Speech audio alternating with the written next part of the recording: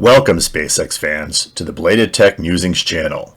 Only days after we released short number 7, our compilation of all the relevant Dragon 2 animations, interviews, and news conferences, SpaceX conducted its final launch escape demonstration of the Dragon 2.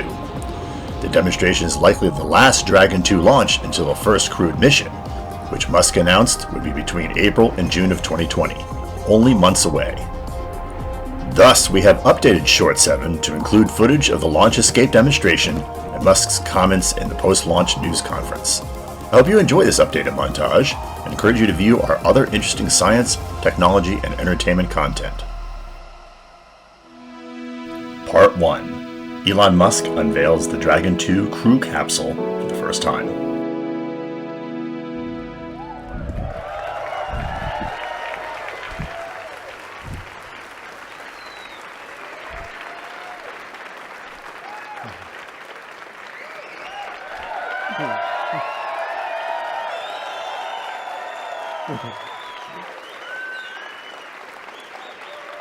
All right. Welcome, everybody, to Hawthorne, headquarters of Space Exploration Technologies. We're here to unveil Dragon version 2. Dragon version 1 is right above your heads. In fact, this is the first Dragon spacecraft that came back from orbit. And you can see the scorch marks on the heat shield, the thrusters that are fired. It's a real spacecraft. And I'll tell you I'll start off by telling you a little bit about the Dragon version 1 before showing you Dragon version 2. And when we first created Dragon version 1, we didn't really know how to create a spacecraft. We'd never designed a spacecraft before. So while there are a lot of interesting technologies in version 1, it does have a relatively conventional landing approach. So it throws out parachutes to land in the water off the coast of California after it comes back from the space station. And it does have a life support system, but not one that can last for a long time or carry a lot of people. And so it's a great spacecraft, and it was a great proof of concept. It showed us what it took to bring something back from orbit, which is a very difficult thing to do. Usually when something comes in from orbital velocity, it burns up in a big fireball. So, but going from Dragon version 1, we wanted to take a big step in technology, really create something that was a step change in spacecraft technology. And some important characteristics of that are the ability to land anywhere on land propulsively. So that's one of the things that Dragon version 2 will be able to do. So you'll be able to land anywhere on Earth with the accuracy of a helicopter, which is I think something that a modern spaceship should be able to do. And it'll be capable of carrying 7 astronauts for several days. It has an improved version of our Pika heat shield, and it's all around, I think, really a big leap forward in technology. It really takes things to the next level. So with that, let's see the Dragon version 1. We're going to do the countdown here. All right. Dragon version 2. T-minus 10, 9, 8, 7, 6, 5, 4, 3, 2, 1.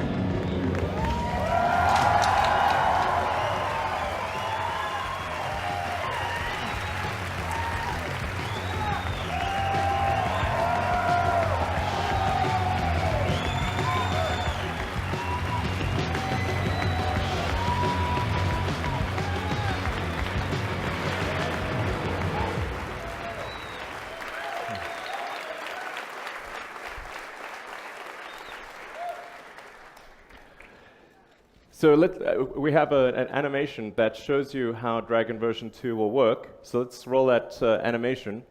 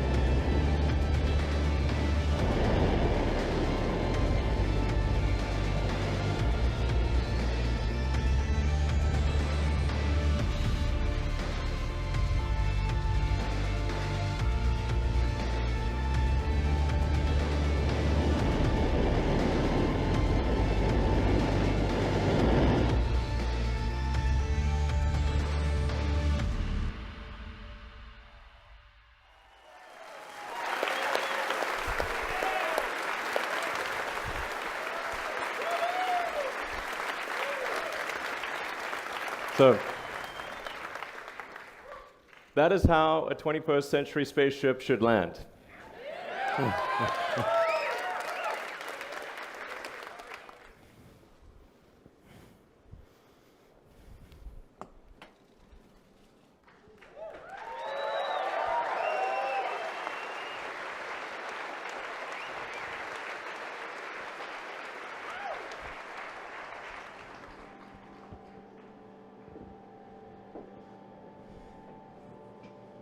So the camera settled.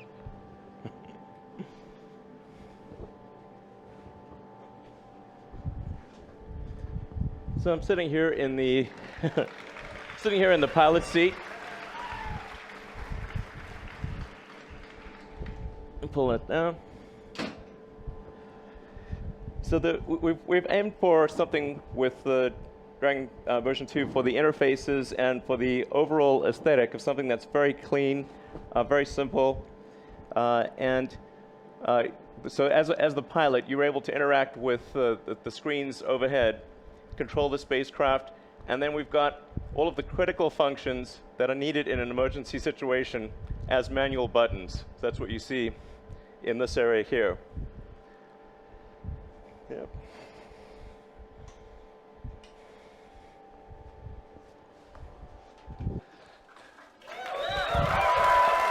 Yeah.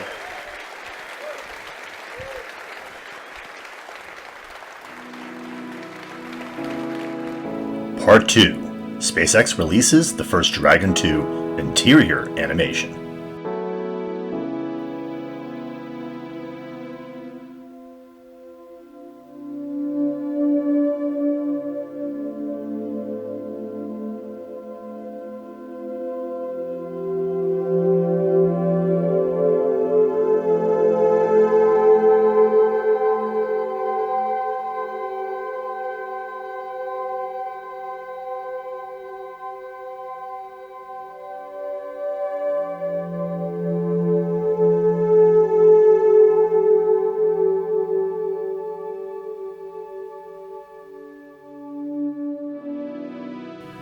Part 3. Musk discusses the need for propulsive landings for Dragon 2. I mean, what we're trying to do with Dragon 2 is, or the new crew Dragon design, is be able to land propulsively with precision, which I think is kind of the next generation. Like if you consider the first generation was parachutes to a water landing, then arguably sort of wings and gear. Landing legs, landing gear. Then like the sort of third generation is propulsive landing with precision. I mean, if you saw a movie about the future with aliens landing, how do they land? Like that. Okay, obviously. They don't like, I mean, it'd be kind of weird if the aliens landed in the ocean with parachutes and like, okay. Nothing to fear.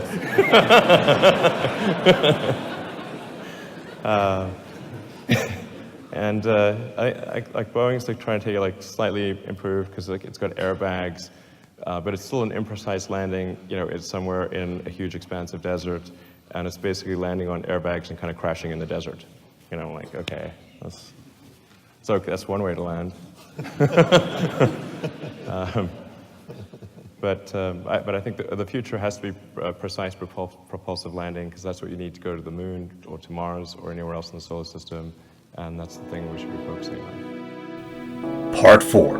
SpaceX runs abort testing for the Dragon 2 capsule. Key features on Crew Dragon is our launch escape system, which is a huge advancement in the safety of human spaceflight. In 2015, we demonstrated the system during our pad abort test.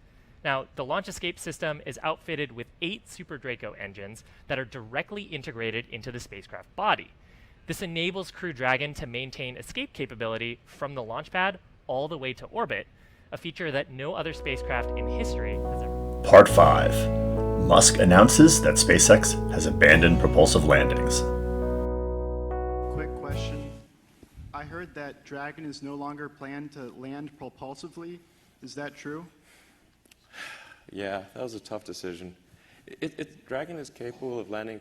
Dragon 2 is capable of landing propulsively, Technically it still is, although you'd have to land it on some pretty soft landing pad because we've deleted the little legs that pop out of the heat shield. But it's technically still capable of doing it. The reason we decided not to pursue that heavily is it would have taken a tremendous amount of effort to qualify that for safety, particularly for crew transport. And then there was a time when I thought that the Dragon approach to landing on Mars, we've got a base heat shield and side-mounted thrusters, would be the right way to land on Mars. But now I'm pretty confident that is not the right way, and that there's a far better approach. And that's what the next generation of SpaceX rockets and spacecraft is going to do. So just the difficulty of safely qualifying Dragon for propulsive landing, and the fact that from a technology evolution standpoint, it was no longer in line with what we were confident was the optimal way to land on Mars. That's why we are not pursuing it. It could be something that we bring back later, but it doesn't seem like the right way to apply resources right now.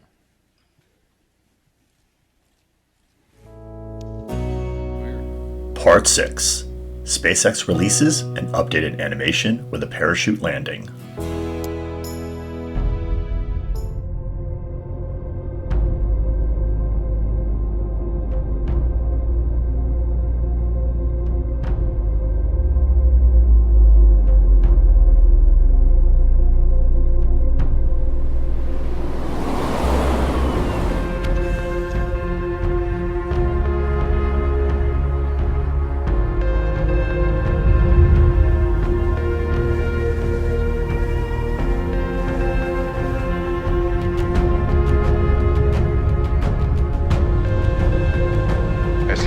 Countdown.net. Pad is clear. Go for launch. 10, 9, 8, 7, 6, 5, 4, 3, 2, 1. Ignition, liftoff.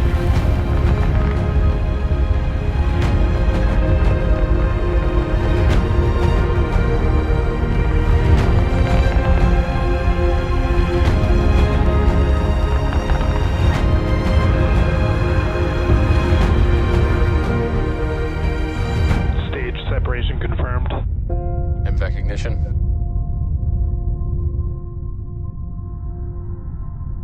Dragon, separation confirmed.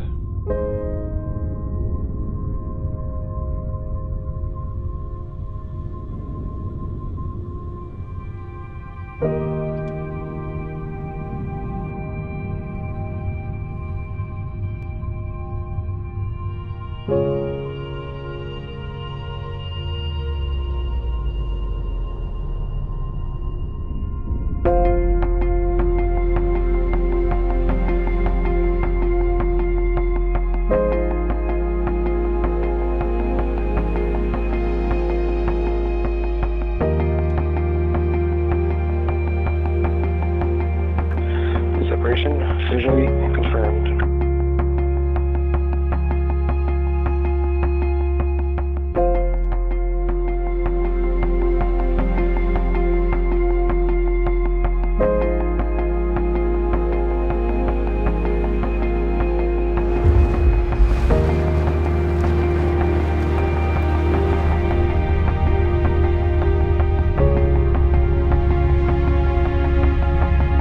Mains have been deployed.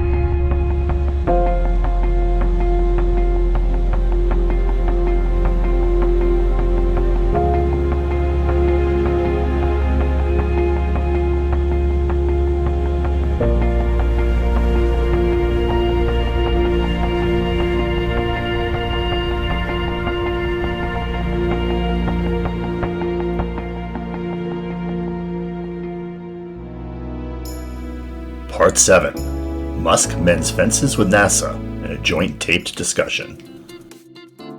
said, towards end to end. So all of the systems and all of the subsystems, they've all been tested over and over again. I mean, so a lot of testing. Yeah. And I mean, this has really been a joint effort with NASA. The spacecraft would not be nearly as good as it is without the input from NASA. There's been a lot of NASA help here, and thank you for that.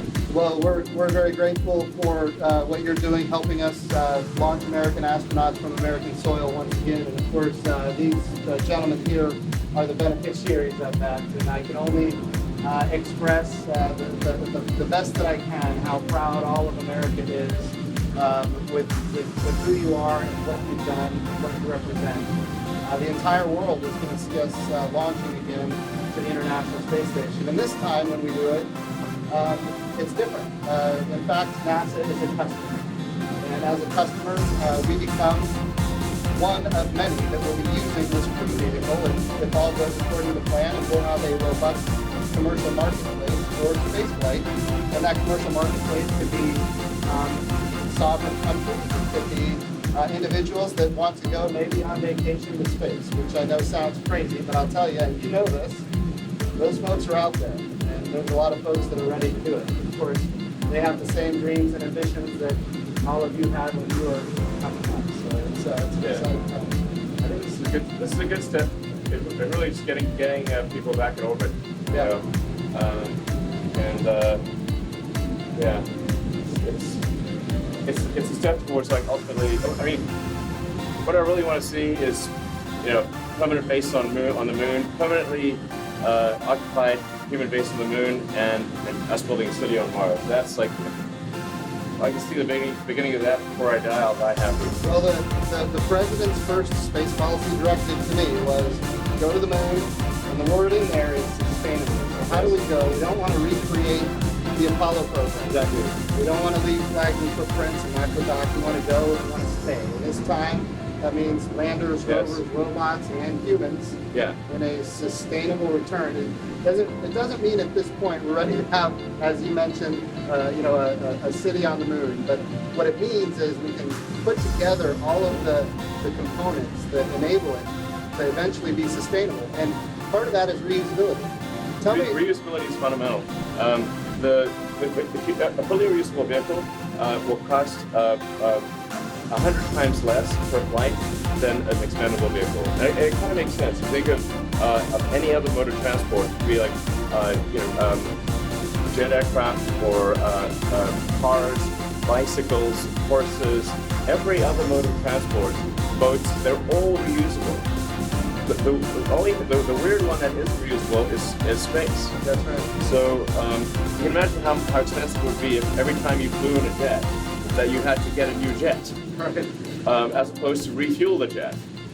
It would be insanely expensive to fly a jet if it was single use. There wouldn't be anybody flying. No, exactly. It would be like a few research flights at extreme expense, and that's all the flying that would occur. So the absolutely fundamental breakthrough that's needed is a fully reusable orbit class rocket and spaceship system, and it needs to be fully and rapidly reusable. So the cost of reuse must be very low, and it must be able to have a high flight rate. Right. And that's the fundamental breakthrough needed for humanity to become a multi-planet species. And I think one of the key enablers there was a program we called Commercial Crew that went into place quite a while ago. And what the vision was that we would have multiple providers competing on cost and innovation. And of course, that has now taken effect. And as you are competing against others in this commercial marketplace, you have a huge incentive to drive down the cost and increase the access to space. And that's materializing here on this Crew Dragon that we're going to see launch tonight. Yeah, I actually don't care at all about money, at all. But I do care about us becoming a spacefaring civilization. Yeah. And I do know that if we don't achieve full and rapid reusability, it will not happen. Yeah. And so that's the only reason I actually want money at all. Awesome. Part 8. SpaceX launches Dragon 2 to the ISS in an unmanned test flight. 10, 9, 8, 7, 6, 5, 4, 3, 2, 1, 0. Ignition, liftoff.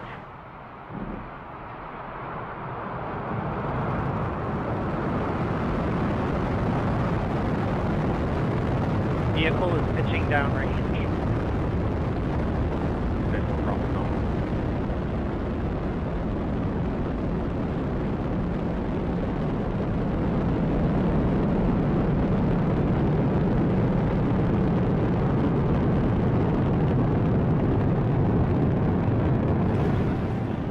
Power and telemetry nominal.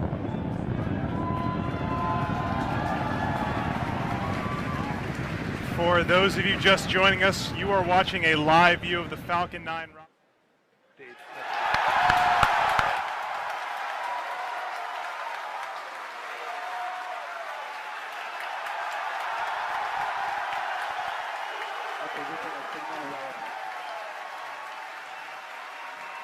As you can hear from the cheering here at SpaceX headquarters, we did have a successful main engine cutoff, a stage separation, and as you can see on the right-hand side of your screen, that second... Stage 1 FTS is safe. Stage 1, entry burn has started. Look at that plane. Switch 3, M1D engines reigniting. All right, let's see if we get it.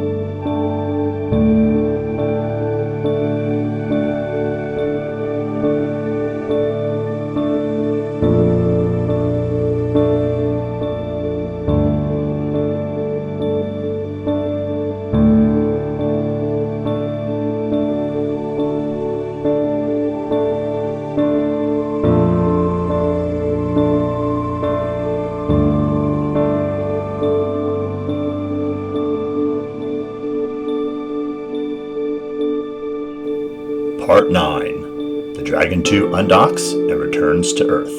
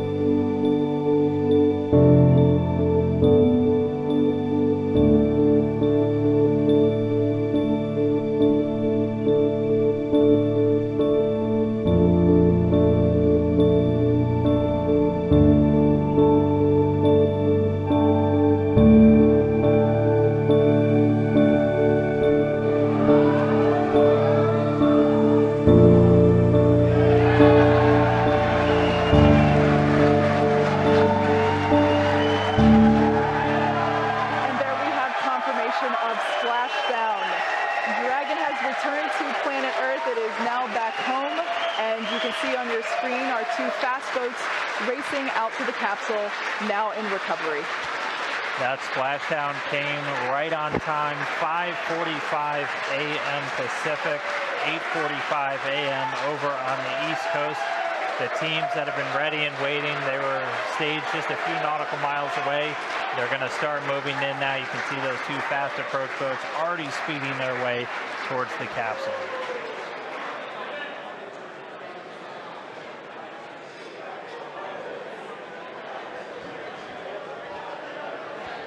While there's still a little bit more work to be done at this point, like we said, the recovery team has to safe the vehicle and then lift it onto the recovery vessel. However, obviously by the excited cheers here at Mission Control, the splashdown is an enormous event for us in terms of the safe re-entry, the safe return to Earth from the International Space Station. That's right, and shortly after they get back onto the ship. In aerospace terms, we call that the crew's egress from the spacecraft. And under the typical circumstances, the SpaceX recovery team is going to be helping out the crew of Dragon within 1 hour of landing. Yeah, so you can see on your screen there, Dragon is getting closer and closer to the back end of the recovery ship. Just a minute or two ago, we saw the crew member that was responsible for attaching all the appropriate rigging to the vessel jump off the capsule and back into the water. Right now, we're just waiting for Dragon to lift up and out of the water and into the nest. And there it goes. So there facing us is what we call the side hatch, and that is where, as Dan just mentioned, the astronauts would, if we had astronauts on board today, where they would be exiting. The top hatch is what we use to connect to the ISS, and that is currently hidden underneath the nose cone. But like we said, astronauts will be coming out of the side hatch. Yeah, and we got a beautiful shot there. Now the hydraulic lift is coming back towards us, and it is preparing to lower the Dragon capsule into its nest.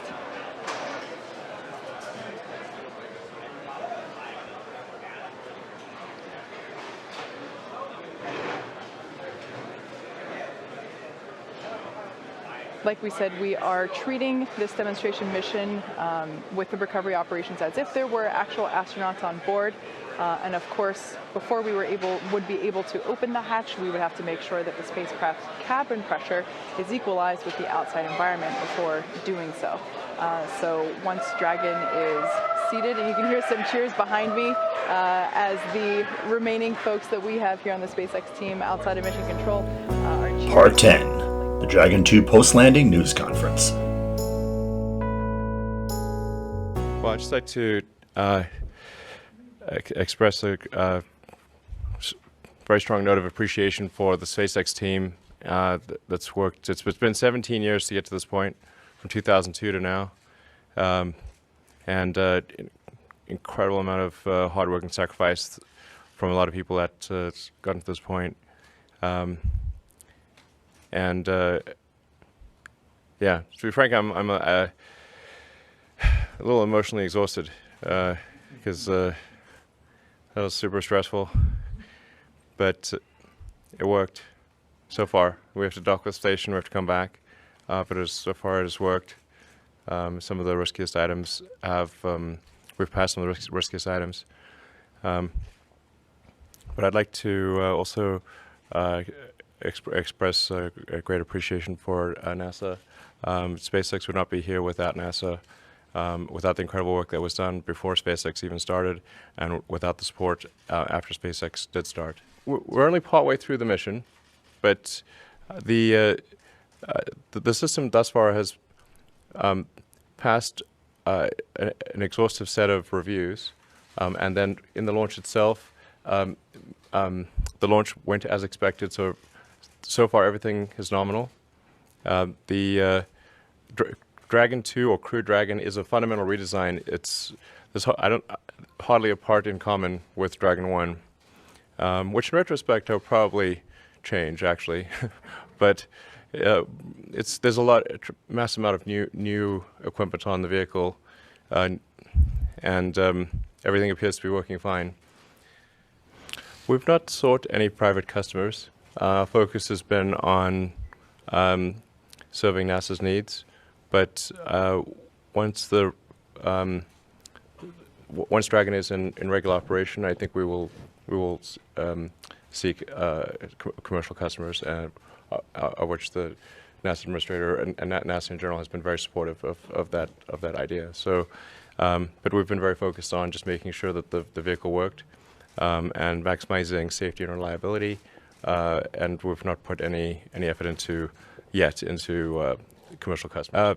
Sort of private citizens that want to go to the space station, as has happened before. They've always gone on the Soyuz before. There's been a number of people that have gone to the space station on the Soyuz, and I think it would be pretty cool if people went to the space station on an American vehicle as well.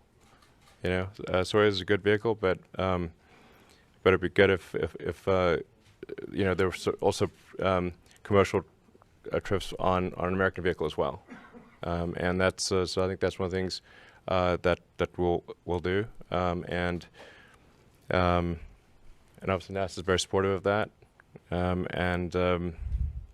yeah. So and then maybe there's something beyond the space station that we'll see. We're gonna focus on getting this right for sure. That's the priority. But then after that, maybe something beyond Earth orbit. Part 11, the Dragon 2 launch escape demonstration.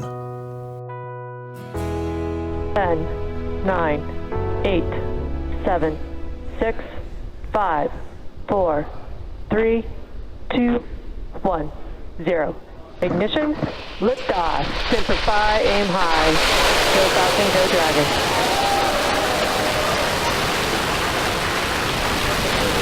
Vehicle is pitching downrange.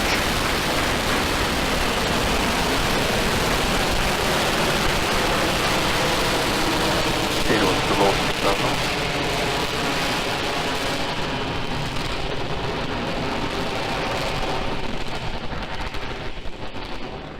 Miko. Dragon launch escape initiated. Dragon's away. And you can hear some really loud cheering in the room. Okay, you just saw a bright flash there. It looks like that may be Falcon 9 breaking up. And we do have the report. Loss of telemetry from Falcon 9, first stage.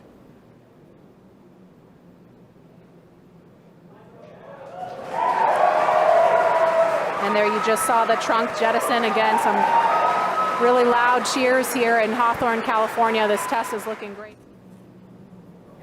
And there they are. Drogue chutes are out. Again, some major cheering going on here as every stage of this test unfolds. Now we're going to be getting ready for the main chutes to deploy.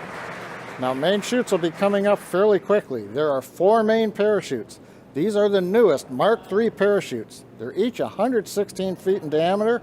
We deploy them about 2 kilometers above sea level, 6,500 feet above the Atlantic Ocean. We're getting good views from the Dragon and the airplane, showing the 2 drogue chutes. Now we're just waiting for the main parachutes to be deployed very shortly. Now those 4 parachutes are actually going to be released from the capsule after splashdown, and they'll be recovered too. And we are down. Down a little bit early, in fact. And there you can see the recovery boat beginning to approach instantly. I'm going to try to talk a little bit louder so you can hear me over the folks here. This has been a really exciting thing to see because... Part 12, the Dragon 2 launch escape demonstration post-launch news conference. Musk makes some of his most extensive comments since the 2014 Dragon 2 reveal. This segment boils down about 50 minutes into a 12-minute excerpt. All right, well, let's see. I'd like to, likewise, just express great appreciation and admiration for the SpaceX and NASA teams that made this happen. Without a lot of dedicated people at SpaceX and NASA, this would not have happened. So it's just thank you for your hard work and dedication to achieving this the success of this mission. There's I think a few points that are kind of exciting to note. That the peak velocity of Dragon during abort was more than double the speed of sound. It went to Mach 2.2 and achieved an altitude of 40 kilometers or 131,000 feet. So I think these are pretty exciting specs. To be for the sport to have gone more than 3 times the altitude of a typical airliner, and to accelerate that rapidly away from a booster. And I think if you saw in the video, the booster actually exploded as expected. So that was very exciting, and it landed in relatively high winds at the ocean level, which I think helps us envelope the mission for when it is crewed, since we expect this to be sort of an enveloping condition for the winds at sea level at the recovery site for when crews are launched. So overall, as far as we can tell thus far, it is a picture-perfect mission. It went as well as one could possibly expect, and again, dedication. This is a reflection of the dedication of the hard work of the SpaceX NASA teams to achieve this goal. Obviously, I'm super fired up. This is great. It's really great, and we're looking forward to the next step, and I think we'll talk more about next steps in as we get further into comments. Marcia Dunn, Associated Press. Elon, Kathy told us the other day that you could carry crew as soon as March. Is that feasible, and when do you think the crew launch might be? Well, we were just talking about this in the green room, and my guess is the first question that will be asked is. So we agreed on a response. So it's collectively. This is not. So the hardware necessary for the first crewed launch, we believe, will be ready by the end of February. However, there's still a lot of work once the hardware is ready to just cross-check everything, triple check, quadruple check, go over everything again. Until every stone has been turned over 3 or 4 times, and there's also the schedule for getting to space station. So because a space station has a lot of things going to it, so what's the right timing for this? And the sort of collective wisdom at this point is that we think we're highly confident the hardware will be ready in Q1, most likely end of February, but no later than March, and that we think it appears probable that the first crewed launch would occur in the second quarter. Hi, Chris Davenport from the Washington Post. I guess for Elon and Jim, and I wonder if you chose this as the second question in your betting pool, if you could talk about how profound it would be and what it would mean to restore human spaceflight from U.S. soil. It seems like we're at a real turning point, and it's just that closer, what that would mean from both SpaceX perspective and from NASA's. Thank you. I'll let you go, Elon. Oh, okay, I was going to let you. Well, I think it's really quite profound. I think the United States is very much a nation of explorers, a distillation of the human spirit of exploration, and it's obviously something that appeals to people with who have an adventurous. Anyone who has an adventurous bone in their body is going to be very excited about this, and I think it will help reinvigorate interest in space. It's remarkable to think that the last time that a crewed launch vehicle departed from the United States was, I believe, 2011 or thereabouts. So it's been almost a decade, which is remarkable. And so I think it'll be really profound to have that. It's kind of to be back in the saddle again and to be launching frequently with an astronaut crew. I think it's something that matters to all Americans and to people worldwide. And I would say certainly we are 100%. We are a nation of explorers. We're also a nation that leads, and this, of course, represents us returning American astronauts to space on American rockets from American soil. So this is a great opportunity for us to once again lead. And this time when we lead, we're doing it differently than we've ever done it before. NASA is going to be a customer. We're going to be one customer of many customers, and we want Elon to have lots of customers. But we also want to have numerous providers. We need dissimilar redundancy. You guys have heard me say this. I'm going to keep saying it. We've had days in this country where we lost a space shuttle and our space program was down for a period of years at a time. We need to make sure that we have redundancy in a way that doesn't happen again. And of course, if we look at what we've done with commercial resupply to the International Space Station, there's a perfect example of how sometimes when there is a setback, we can continue to move forward because we have other solution sets to accomplish the objectives. So all of this is important for a very specific reason. We're on the cusp of commercializing low Earth orbit. I want to see large amounts of capital flowing into activities that include humans in space. And those activities could be industrialized biomedicine, it could be advanced materials, and it could be people that want to go to space for tourism purposes.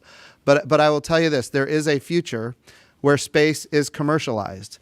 And I also want to be clear that NASA will always have a presence in low Earth orbit. We are not, there's a lot left to learn. We are only on the beginning of what we're going to learn. So what does that mean? That means NASA is going to be a customer. We just want to make sure there are customers that are not just NASA. That drives down our costs, it increases our access, and it's not just for us, but for the entire world and for the private sector as well. Next question. Lauren? Second row. Hi, Lauren Gresh with The Verge. The explosion that happened today with the Falcon 9 looked really cool, but I'm curious to know what would happen if an explosion like that occurred while the Crew Dragon was still attached. The Crew Dragon was quite a bit away when it occurred, but is there any concern about that happening for the crew's safety, and how quickly does that capsule move away in those first couple of seconds? Sure. In principle, the system is designed to withstand a sort of a first stage booster explosion that is, or upstage explosion that is there. That happens when basically even before the escape event. So it's intended to be very robust in principle. And the way to think of the rocket booster is it's less of an explosion than it is fire. So it's a fireball, but it's much more a fireball than it is an overpressure event like an explosion. Since the spacecraft has a very powerful base heat shield and even leeward side heat shield, it should be really not significantly affected by a fireball. So it could quite literally, like something out of Star Wars, fly right out of the fireball. So that's obviously we want to avoid doing that, but but it is really meant to be something that can fly out of the fireball. There's maybe a few points that are worth mentioning. That in how is Dragon better than some what was done, say, during the Apollo era. The fact that the launch board system is integrated with the spacecraft, with the Super Draco thrusters in the sidewall, means that you have launch board capability all the way to orbit. And whereas previously with the launch escape tower, that because it's so heavy, that is discarded often just 20 or 30% of the time into flight. So shortly, not long after liftoff, the typically launch escape tower, which is a sort of the historical architecture, would be discarded. So you would lose the ability to abort after that point. Whereas Dragon has abort capability all the way to orbit, and then if you have a state change, anything that's a significant state change post liftoff is something to be concerned about, and not having to eject the launch escape tower, I think, is also an improvement in safety. So I think those two are significant steps in the right direction. There's also an improved ability for reusability, since you're not throwing away the launch escape tower. You retain the Super Draco thrusters. That you can now reuse the launch escape system with every flight, because it should hopefully be very rare that the escape thrusters are used.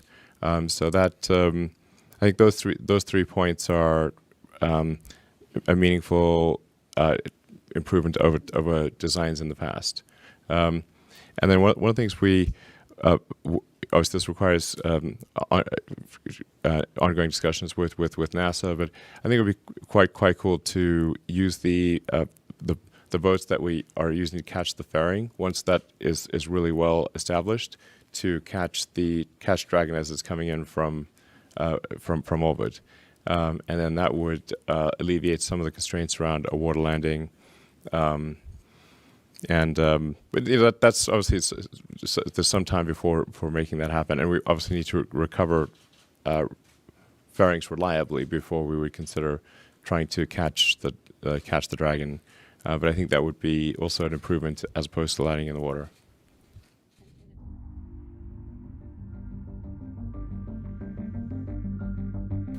If you like this sort of content, click the subscribe button. Consider giving us a like. Please post a comment below to let us know what you think. Check out our Instagram feed for photos of upcoming projects, and our Twitter feed for announcements of new videos. Thanks for watching.